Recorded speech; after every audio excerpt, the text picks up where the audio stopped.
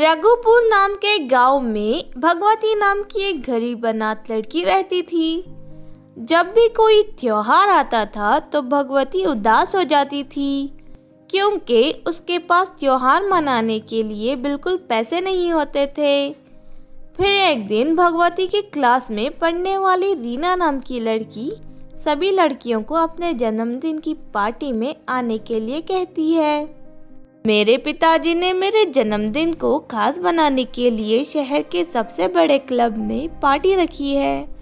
तुम सब शाम को 7 बजे घर पहुंच जाना, मैं तुम सबको उस क्लब में ले जाऊंगी। ये सुनकर सभी लड़कियां खुश हो जाती हैं। भगवती भी दूसरी लड़कियों की तरह बड़े क्लब में जाने की बात सुनकर बहुत खुश होती है।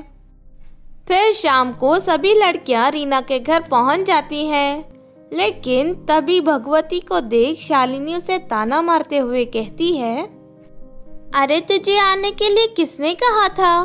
उस क्लब में सिर्फ महंगी और सुंदर कपड़े पहनने वालों को ही जाने दिया जाता है। तेरे पुराने और सड़े कपड़े देख तुझे दरवाजे से ही धक्के मारकर बाहर निकाल देंगे। ये सुनकर वहाँ खड़ी सभी लड़कियां भगवती पर जोर जोर से हंसने लगती हैं। उसके बाद सभी लड़कियां रीना के साथ क्लब चली जाती हैं। बेचारी भगवती उदास होकर अपने घर लौट जाती है। इस तरह हर कोई भगवती की गरीबी का मजाक उड़ाता था। फिर एक रात भगवती अपने घर पर पढ़ाई कर रही थी कि तभी अचानक वहाँ एक घायल परी आ जाती है। सुनो लड़की, मैं परी देश की रहने वाली एक परी हूँ।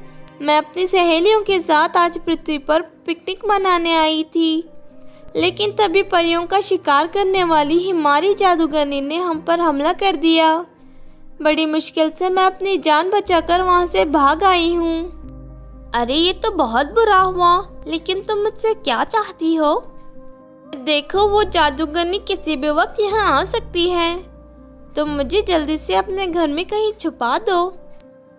भगवती परी को अपने घर के पीछे वाले कमरे में बने तय खाने के अंदर छुपा देती है। तभी वहां हिमारी जादूगरनी पहुंच जाती है। मैं यहाँ एक परी का पीछा कर रही हूँ। क्या तुमने यहाँ किसी परी को देखा है? देखो, तुम मुझसे झूठ बोलने की कोशिश मत करना। मैं बहुत ही बेरहम जादूगरनी हूँ। तुम्हारे भले इसमें है कि तुम मुझे सब कुछ सच सच बता दो। आप किस परी की बात कर रही हैं? जादूगरनी जी, मैंने तो आज तक जिंदगी में कभी कोई परी को नहीं देखी। क्या सच में परियां होती हैं? देखो, तुम्हारे ये फालतू बातें सुनने के लिए मेरे पास टाइम नहीं है। इतना कहकर हिमारी जादूगरनी वहां से चली जाती है। उसके जाते ही भगवती परी को तहखाने से बाहर निकाल लेती है। फिर थोड़ी देर के बाद परी को दूसरी सहेलियां उसे ढूंढते हुए वहां पहुंच जाती हैं। तुम्हारा बहुत बहुत शुक्रिया भगवती, तुम एक बहुत ही अच्छी लड़की हो। इस वक्त मुझे जाना होगा, लेकिन मैं बहुत ही जल्द तुमसे मिलने वापस आऊंगी। इतना कहकर परी अपनी सहेलियों के साथ वहां से अदृश्य हो जाती है। इस तरह कुछ दिन बीत जाते हैं। फिर एक दिन, सुनो भगवती, आज तुम्हारा बर्थडे है, क्या तुम मुझे केक नहीं खिलाओगी?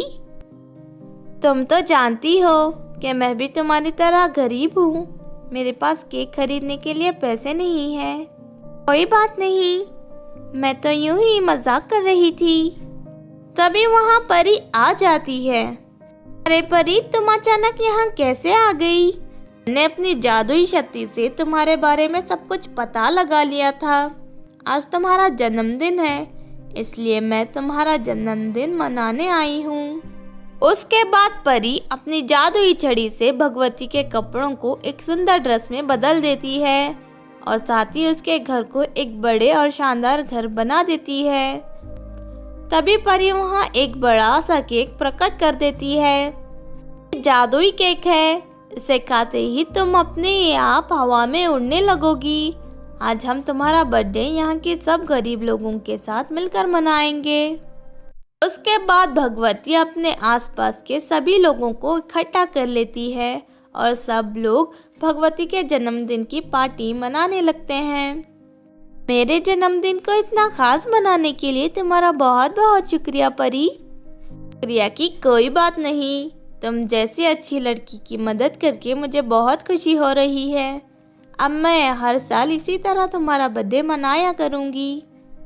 इस तरह भगवती और परी की दोस्ती हो जाती है।